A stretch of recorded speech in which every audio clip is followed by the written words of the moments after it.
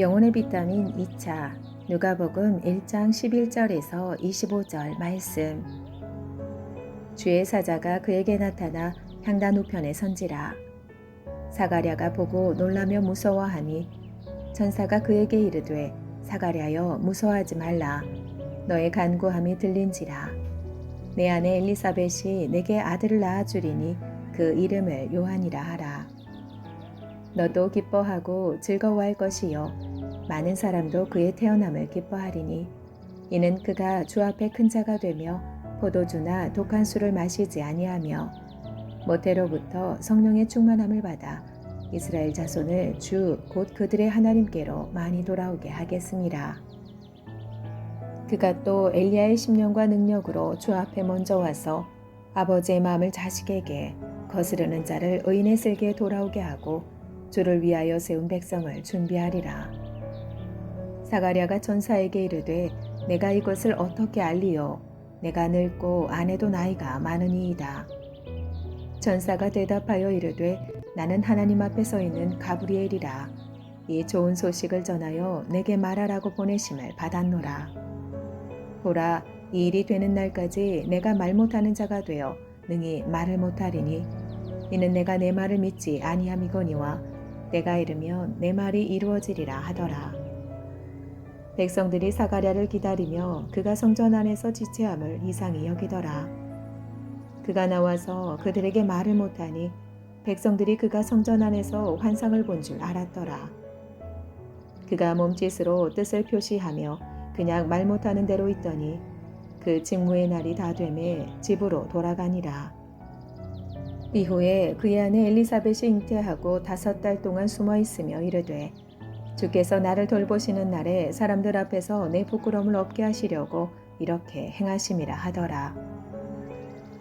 하나님께서는 당신의 사자를 보내셔서 사가랴에게 요한의 출생을 알려주셨습니다.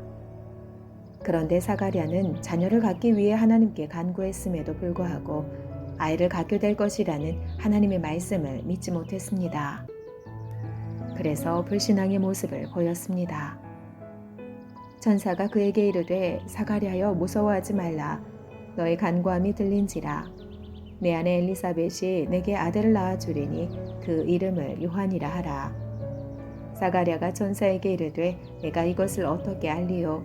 내가 늙고 아내도 나이가 많으니이다. 누가복음 1장 13절 18절 말씀. 하나님께서는 그런 그의 입과 길을 막으심으로 불신앙의 그늘에서 벗어나 믿음의 자리로 나오도록 그를 이끄셨습니다. 이러한 과정을 보면서 우리는 무엇을 깨달아야 할까요? 첫째로 하나님을 제한하지 말아야 합니다. 아들은 낳게 될 것이라는 천사의 메시지에 대한 사가랴의 반응은 무엇을 보고 그런 말을 믿으란 것입니까? 라고 되묻는 것이었습니다. 사가랴가 천사에게 이르되 내가 이것을 어떻게 알리요? 내가 늙고 아내도 나이가 많으니이다. 누가복음 1장 18절 말씀. 자기와 아내가 모두 늙었는데 어떻게 아이를 낳는 것이 가능하겠냐는 의구심을 담은 질문이었습니다. 많은 성도들이 기도할 때 내가 어렵고 급해서 기도를 하기는 하는데 하나님께서 과연 이 기도를 들어주실까 하는 의혹을 품습니다. 또한 기도가 응답되지 않더라도 실망하고 싶지 않아서 기도 응답에 대해 큰 기대를 품지 않을 때도 있습니다. 기대했다가 실망하기보다 기대하지 않는 안전한 편을 택하는 것입니다. 그러나 우리 하나님께서는 사람이 아니십니다. 인간의 생각으로 판단할 때 이루어질 가능성이 전혀 없는 일이라고 해서 기도 응답을 의심하는 것은 하나님을 사람의 수준으로 끌어내리는 안타까운 행동이 아닐 수가 없습니다. 우리는 분명 상식과 경험을 존중하지만 동시에 상식과 경험 너머에 계시는 하나님을 기대합니다. 또한 우리는 한계를 분명히 인정하지만 동시에 우리의 한계를 뚫고 역사하실 수 있는 하나님을 믿습니다.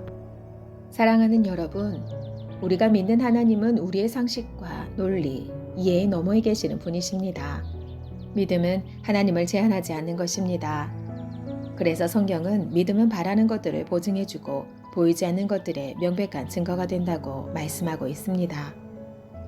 믿음은 바라는 것들의 실상이요 보이지 않는 것들의 증거니. 히브리서 11장 1절 말씀. 우리가 볼 수 없는 것을 믿는 것이 믿음이고 우리가 할 수 없는 것을 구하는 것이 곧 기도입니다. 그래서 하나님께서 하나님이신 겁니다. 하나님의 능력을 여러분의 수준으로 제한하지 마시길 축복합니다. 둘째로 하나님 앞에서 잠잠해야 합니다. 불신앙의 반응을 보였던 사가랴는 하나님의 말씀이 이루어지는 날까지 한동안 말을 못하는 신세가 되었습니다. 어쩌면 이것은 징계라기보다는 불신앙의 말을 하지 못하도록 보호하셨던 하나님의 배려였을지도 모릅니다. 침묵 속에서 주님의 말씀과 행하시는 일들을 더 깊이 묵상하고 믿음을 가지라는 하나님의 마음이었을지도 모릅니다.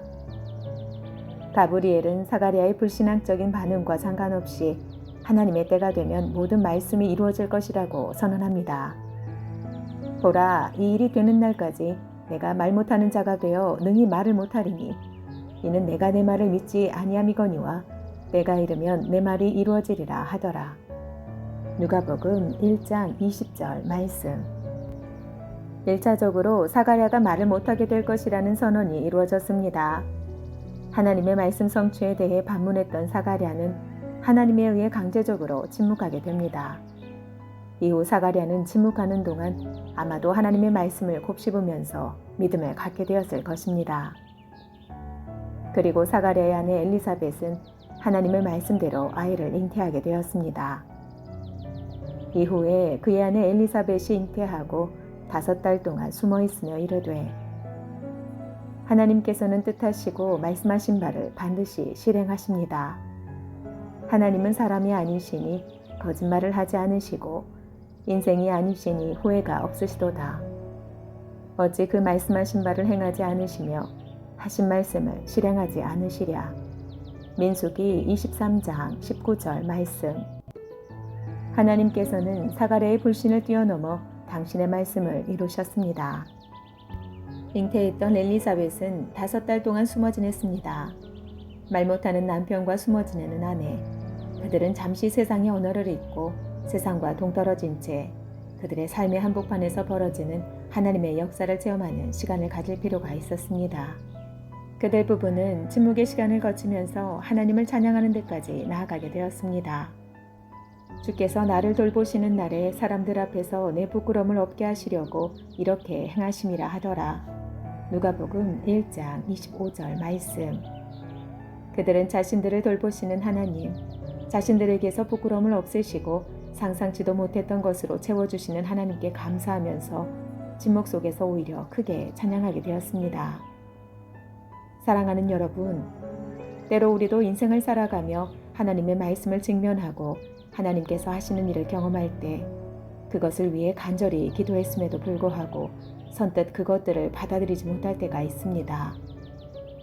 입으로는 믿는다고 하지만 실제로는 믿지도 않고 기대하지도 않을 때가 많습니다. 하나님께서 하시는 말씀에 제한을 두어서는 안 됩니다. 때론 하나님의 말씀 앞에 잠잠하고 그 말씀이 이루어지기를 기대하며 기다려야 합니다. 왜냐하면 우리 하나님께서는 말씀으로 역사하시기 때문입니다.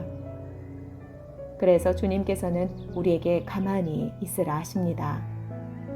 말씀하신 대로 이루실 하나님을 기다리라 하십니다. 잠잠함으로, 믿음으로 말입니다. 주님께서는 주님을 믿는 마음으로 기다리는 우리의 모습을 보고 싶어 하십니다. 요즘 주님보다 너무 바쁘시진 않으십니까? 모세가 백성에게 이르되 너희는 두려워하지 말고 가만히 서서 여호와께서 오늘 너희를 위하여 행하시는 구원을 보라. 너희가 오늘 본 애굽 사람을 영원히 다시 보지 아니하리라. 여호와께서 너희를 위하여 싸우시리니 너희는 가만히 있을지니라. 출애굽기 14장 13절에서 14절 말씀.